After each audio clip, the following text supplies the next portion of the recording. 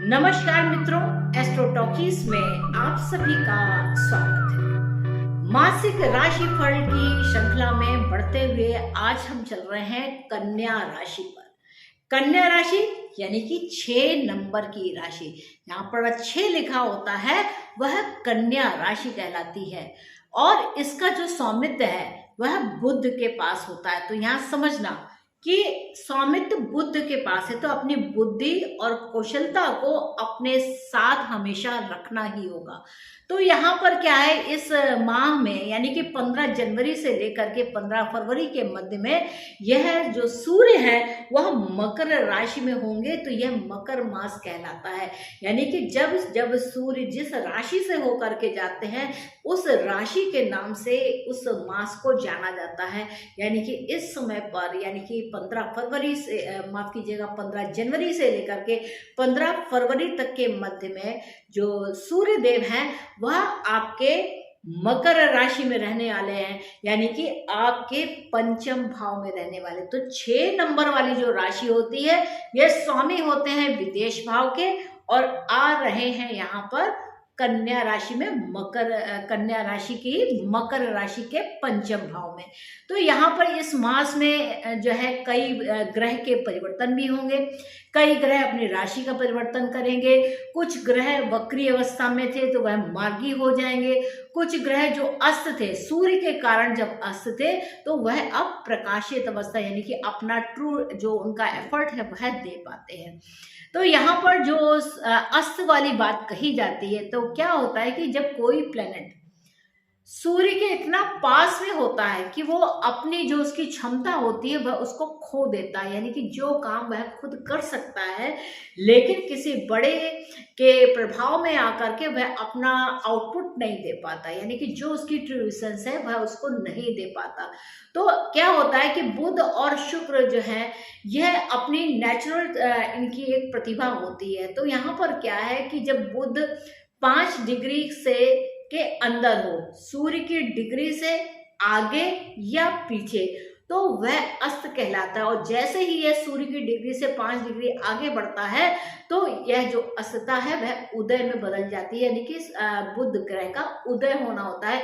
यानी कि वो जिसके प्रभाव में था उस प्रभाव से वह निकल जाता है। तो जैसे आपने देखा होगा कि आप कोई सूर्य को, आप सिंपली सूर्य को ही अगर देखें तो उस सूर्य को जब आप देखते हैं तो आपकी आंखें चौंधिया जाती हैं, यानी कि जो चीजें जैसी दिखनी चाहिए नहीं दिख पाती। लेकिन जब आप घर के अंदर आ जाते हैं या कमरे के अंदर आ जाते हैं और फिर धीरे से जब आप अपनी आंख खोलते हैं तो आपको सब कुछ साफ साफ दिखता है। तो इसी प्रकार का होता है कि जब कोई ग्रह सूर्य के बिल्कुल नजदीक आ जाता है तो वह अस्त अवस्था में हो जाता है। तो यहाँ पर क्या है कि बुध की बात करी जाए, आपकी चूंकि लग्न के स्वामी हैं, अब लग्न के स्वामी होकर ये धनु राशि में बैठे हैं, एक तो वक्री है और साथ में यह अस्त भी है। तो 1 जनवरी से यह वक्री भी है और अस्त भी है। 13 जनवरी को इनका उदय हो जाना है। 18 जनवरी को यह मार्गी हो जाएंगे शाम को 6:42 पर। और 7 फरवरी को जो ये बुध है वह मकर राशि में प्रवेश कर जाएंगे और तब तक जो सूर्य की डिग्री है 60 डिग्री से वह आगे हो चुकेगी और इनकी जो अस्तता है वह समाप्त हो जाएगी।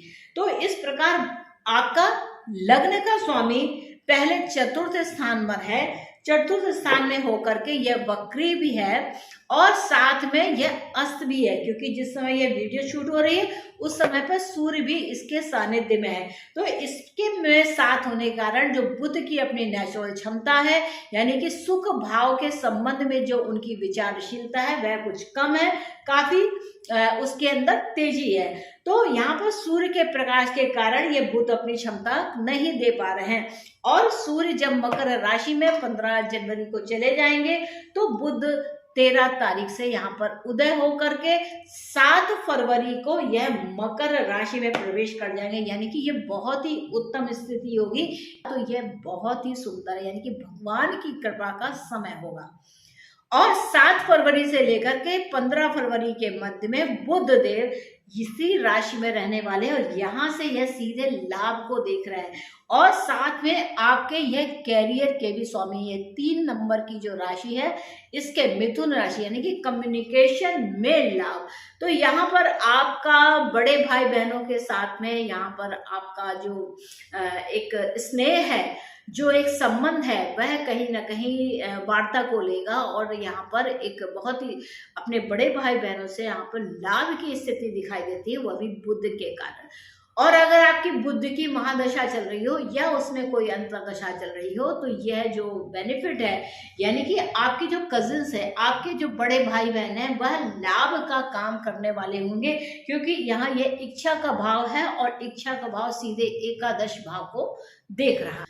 शुक्र की बात की जाए तो शुक्र का जो राशि परिवर्तन है यह 15 जनवरी से 22 जनवरी के मध्य में मकर राशि में रहने वाला है। अब समझिएगा, ये शुक्र है आपके यहाँ पर परिवार के स्वामी हैं, साथ साथ में ये आपके भाग्य के स्वामी हैं। यहाँ भी वही स्थिति बनती है, एक त्रिकोण का स्वामी दूसरे त्रिकोण में बैठता है तो ये लाभ को देने वाला होता है। तो यह भाग्योदय के लिए, इससे संतान के संबंध को लेकर के, आपकी एजुकेशन को लेकर के, आपके कहा जाए जो आप अपनी क्रिएटिविटी करना चाहते हैं, क्योंकि बुध और शुक्र एक क्रिएटिव ही है कि आपने सोचा और सोचने के हिसाब से काम किया और इसका जो सीधा संबंध है वह लाभ से होता है। तो शुक्र जो है वह 22 जनवरी से 15 जनवरी के मध्य में भी राशि परिवर्तन करेंगे और यह जो शुक्र है वह आ जाएंगे यहाँ पर। तो 22 जनवरी से 15 जनवरी के मध्य में जो शुक्र है वह यहाँ पर षष्ठ भाव में होंगे। तो ऐसे में अगर आप कुछ प्रतियोगी परीक्षाओं में पार्ट ले रहे हैं तो उसमें सफल होना निश्चित है। और 15 फरवरी से यह शुक्र जो है उच्च की अवस्था में आ जाएंगे। तो ऐसे में जो आप पार्टनरशिप्स करना चाहते हैं और जो काम आप किसी के साथ मिलकर के करना चाहते हैं उसके लिए यह जो समय होगा यह बहुत ही उत्तम होगा। कह सकते हैं बिल्कुल बेधड़क कि अगर आपकी शुक्र की महादशा चल रही है और ऐसे में जो शुक्र का गोचर है जब पंचम भाव से जाता है तो आप जो इच्छा करना चाहते हैं वह पूर्ण होने का है, क्योंकि आप लाभ के लिए वह इच्छा कर रहे हैं और आपका जो भाग्य है वह लाभ के लिए यहाँ पर सहयोग देने वाला है। और इसके साथ साथ जो शुक्र हैं वह जब षष्ठ भाव में आते हैं तो रोग ऋण शत्रुता पर विजय पाना सिखाते हैं। और इसके बाद आपका, क्योंकि 11वीं जो राशि होती है यानी कि कुंभ राशि में जो शुक्र होते हैं वह काफी उच्चाभिलाषी होकर के काम करते हैं, क्योंकि यह शनि की राशि है। तो यहाँ पर शुक्र जो है वो उच्चाभिलाषी हो रहे हैं यानी कि उच्च में जाने के लिए, यानी कि उसका पूर्ण फल पाने के लिए, शुक्र के वैभव और लक्ष्मी पाने के लिए शुक्र पूर्ण प्रयास करते हैं। तो ये शुक्र का यहाँ पर इस प्रकार गोचर है।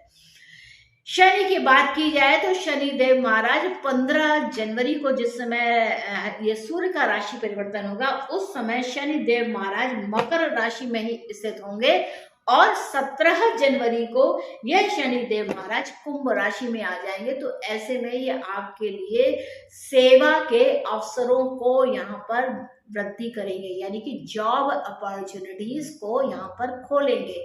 यह 2.5 वर्ष इस समय शनिदेव महाराज इस राशि में ही रहने वाले हैं।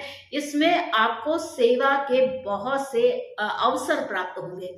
तो कहने का भाव क्या है कि जो आगे आने वाला समय है वह जो शनि को लेकर के, काम को लेकर के, यह बहुत ही ज्यादा उपयोगी है। रोग ऋण शत्रुता हालांकि हावी रहेगी, लेकिन इसमें आप बुद्धि बल, ये याद रखिएगा कि आपकी राशि के जो स्वामी हैं वह बुध देव होते हैं। तो बुद्ध के साथ अपनी बौद्धिक कुशलता को दे करके, उस बौद्धिक क्षमता को लेकर के आप अपने विकास के रथ को लगातार बढ़ाते रह सकते हैं।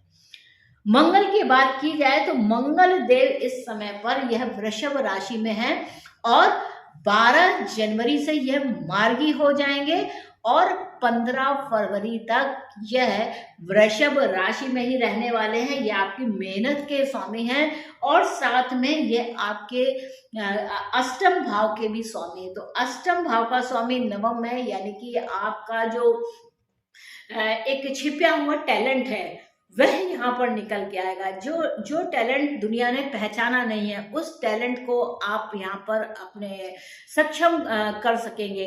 क्योंकि ये जो मंगल है, यहाँ से देखा जाए तो यहाँ से अष्टम भाव से अष्टम है, तो एक ट्रांसफॉर्मेशन भी है। यहाँ पे आपको एक सलाह भी दी जा सकती है कि आप अपने जो वाहन चलाते हैं उस समय पर अवश्य ही ध्यान रखें, क्योंकि ऐसा करने से क्या होगा कि क्योंकि मंगल क्या है, यह रक्त के भी कारक है। तो ऐसे में कोई चोट हो जाए या एक्सीडेंट हो जाए या ऊंचाई से गिरने का डर हो जाए, तो इस चीज को आप समझना कि मंगल की वजह से ऐसा नहीं होना चाहिए। और मंगल की जो 8वीं दृष्टि है वह आपके 10म भाव पर पड़ती है, यानी कि जो प्रतिष्ठा का भाव है। और कहीं ना कहीं यह एक रोचक योग भी बनाता है, क्योंकि मंगल जब 10म भाव में होते हैं तो बहुत ही ज्यादा उच्चता के साथ काम करने वाले बनते हैं। तो इस प्रकार ये जो ग्रह हैं वह आपको भाव देंगे। यह जो सारे फल होंगे वह आपकी जो महादशा चल रही है, मान लीजिए बुध की महादशा चल रही है, तो आपकी लग्न बहुत इंपॉर्टेंट हो जाएगी, आपका कैरियर बहुत इंपॉर्टेंट हो जाएगा। और बुध इच्छा के भाव से होकर के चलेंगे, तो यानी कि आप जो मनचाहा आपका जो कैरियर के लिए आप जो प्रयास कर रहे हैं उसमें सफलता का फल देने वाले होते हैं। मान लीजिए कि आपकी शुक्र की महादशा चल रही है, तो यह शुक्र क्या है, आपकी फैमिली के लिए है और आपके भाग्य को लेकर के है। तो इस समय पर आप बिल्कुल घर एकदम नीट एंड क्लीन रखिए। शुक्र का अगर पूर्ण आपको फल प्राप्त करना है तो शुक्र की शुभता के लिए जैसे डबल बेड है या सोने का आपका जो स्थान है वह स्थान बिल्कुल क्लीन होना चाहिए, यानी कि बेड की बेडशीट पर एक भी सिलवट नहीं होना चाहिए और बाथरूम्स एकदम क्लीन होने चाहिए। जब आप ऐसा करने में सक्षम रहते हैं तो शुक्र के आपके जो फल हैं वह पूर्ण रूप से मिलने वाले होते हैं और आपका जो भाग्य है वह पूरी तरीके से वृद्धि करता है। तो इस प्रकार से भाग्य का पूरा सहयोग मिलता है। जितनी नीटनेस रहती है, जितनी मधुरता रहती है संबंधों में, उतना ही ज्यादा आपका भाग्य का जो फल है वह सुंदर होता जाएगा। भाग्य उतना ही ज्यादा आपका साथ देता जाएगा। कन्या राशि के जो जातक हैं उनके लिए क्या है कि सूर्य 12वें भाव से, अब सूर्य है 12वें भाव के स्वामी होकर के पंचम भाव से गोचर करेंगे। तो ये जो पंचम भाव है ये प्रेम को दिखाता है, रोमांस को दिखाता है, संतान को दिखाता है, आपकी ऐसी क्रिएटिविटी को दिखाता है, आपकी मंत्र सिद्धि को दिखाता है। तो इस भाव में जो विराजमान सूर्य है वह एकादश भाव को देखते हैं। तो यहाँ पर क्या है, लाभ को दे रहे हैं। तो यहाँ पर क्या है, आपके अंदर प्रतियोगी परीक्षाओं को पार करने के लिए एक अलग सा उत्साह रहेगा। तो इस समय पर जो आप जैसे शेयर मार्केट में कुछ आप पैसे लगाना चाहते हैं तो यह समय बहुत ही उत्तम है, क्योंकि आप उसकी एनालिसिस करके उसके हिसाब से काम करना चाहेंगे। और व्यापारी वर्ग के लिए भी कहा जाए तो यह जो समय है यह काफी उत्तम है। और बहुत ही ऐसे में क्या है, आप अपने पिता का पूर्ण सहयोग लें, पिता की सलाह को भी लें, क्योंकि पिता जो है वह आपके लिए भाग्य के कारक है। तो आप जितना ज्यादा अपने पिता से सहयोग लेते हैं उतना ही ज्यादा आपको यहाँ पर लाभ मिलेगा।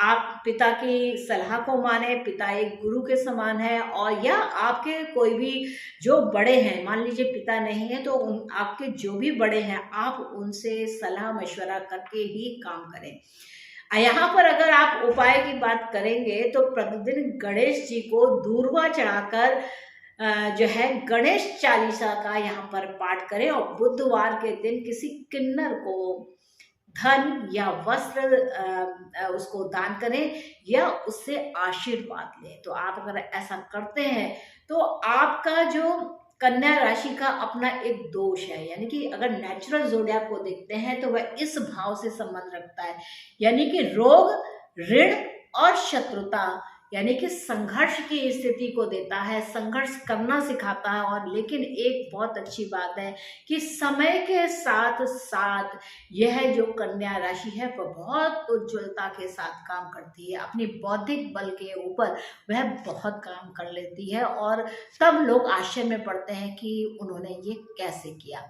तो मित्रों, ये था कन्या राशि को लेकर के 15 जनवरी से लेकर के 15 फरवरी तक के मध्य का मकर मास को लेकर के मासिक राशिफल, और आशा है कि आपको यह एपिसोड अच्छा लगा होगा और इसको अपने मित्रों के साथ, अपने फ्रेंड सर्कल में, अपने रिश्तेदारी में, आपका जो भी सोशल मीडिया प्लेटफॉर्म है उस पर शेयर करना ना भूलें, ताकि ये जो बात है वह ज़्यादा से ज़्यादा लोगों के बीच में पहुंचे। तो मित्रों, मुझको आज्ञा दीजिए, मिलेंगे नेक्स्ट एपिसोड में तुला राशि को लेकर के, यानी कि तुला राशि का मासिक राशिफल। तो आप लोगों से फिर से एक अनुरोध है कि कृपया मेरे चैनल को सब्सक्राइब करें। मिलेंगे नेक्स्ट एपिसोड में, तब तक के लिए नमस्ते।